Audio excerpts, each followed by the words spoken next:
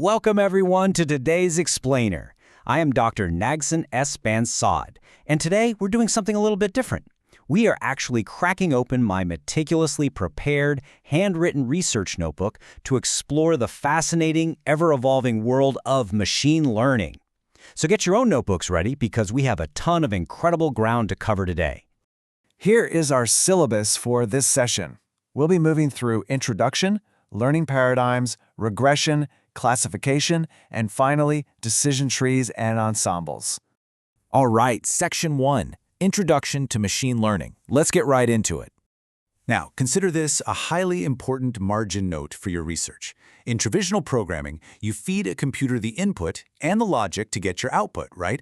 But machine learning literally flips this on its head. We feed the machine the input data and the expected output data, and the machine actually creates its own logic. We then take that learned logic and evaluate it during testing. It's a total game changer.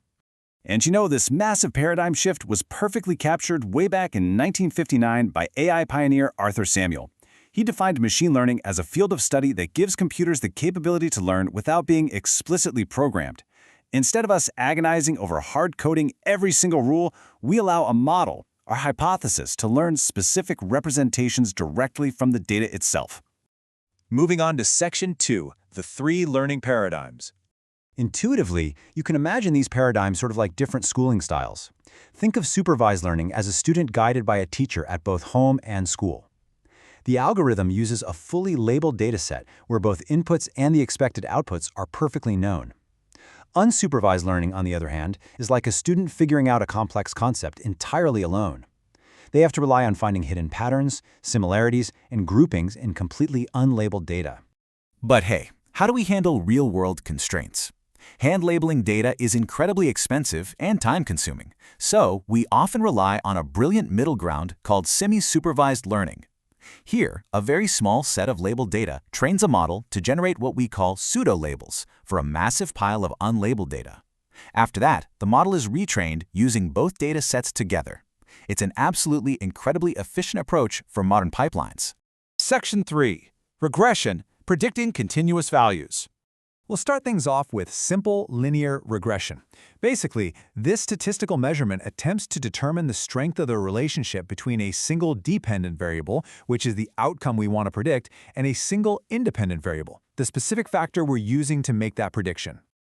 Visually, the concept is beautifully simple. As you can see, our model is trying to draw a straight, linear hyperplane right through a two-dimensional space.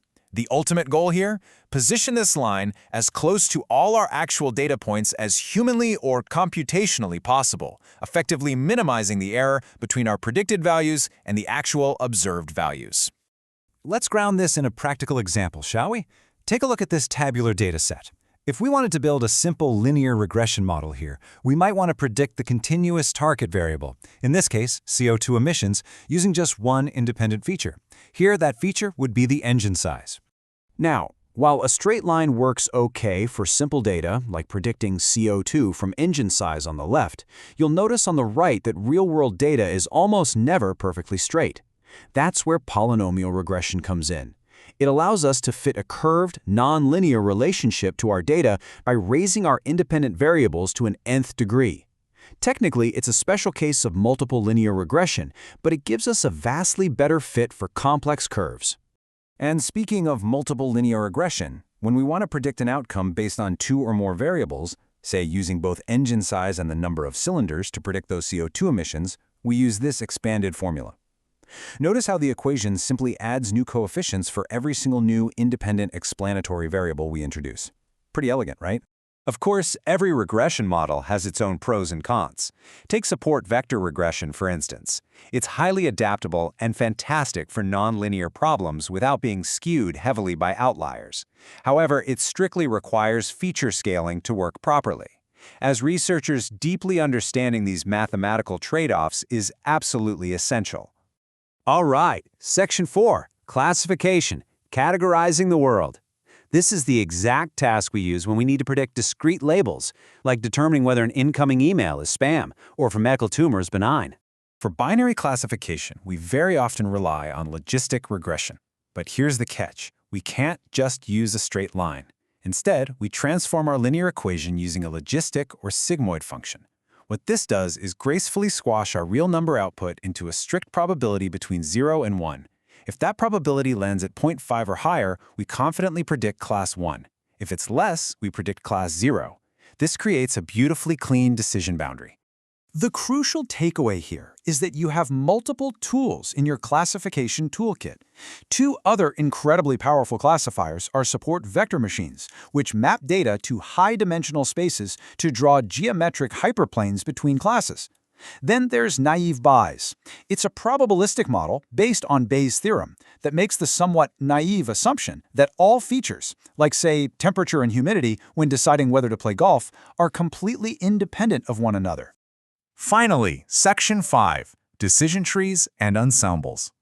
So a decision tree works by breaking data down into smaller and smaller subsets, naturally creating decision nodes and leaf nodes. How does it know how to split? It calculates a metric called entropy, which is a mathematical measure of randomness. If a sample is completely homogeneous, meaning all the data points in that node belong to the exact same class, its entropy is 0. The algorithm's whole job is to continuously split the data to minimize this entropy. However, here is a major research gap you are going to encounter. A single decision tree has a really strong tendency to overfit. It often just perfectly memorizes the training data. And while that sounds good, it actually leads to high variance and remarkably poor predictive performance when the model is finally exposed to unseen real-world data. To completely bypass this overfitting problem, we deploy a powerful model ensembling method called a random forest. The approach is so elegant. We pick random subsets of data points, build multiple independent decision trees from those subsets, and then, when we get a new data point, we literally average the predictions of all those trees together to get our final rock-solid output. Because think about it. Rather than relying on one highly sensitive overfitted tree, we are gathering a collective, almost unanimous prediction made by a whole forest of independent, weakly correlated trees. It is vastly more robust, which is exactly why random forests are an absolute industrial workhorse in machine learning today. So, as you close your research notebooks for today's session, I want to leave you with this pivotal question. Given the incredibly high cost of manual data labeling and the constant mathematical threat of overfitting, which learning paradigm and which specific architecture will you choose to solve tomorrow's most complex problems? Take some time to think on that. Thanks for joining me.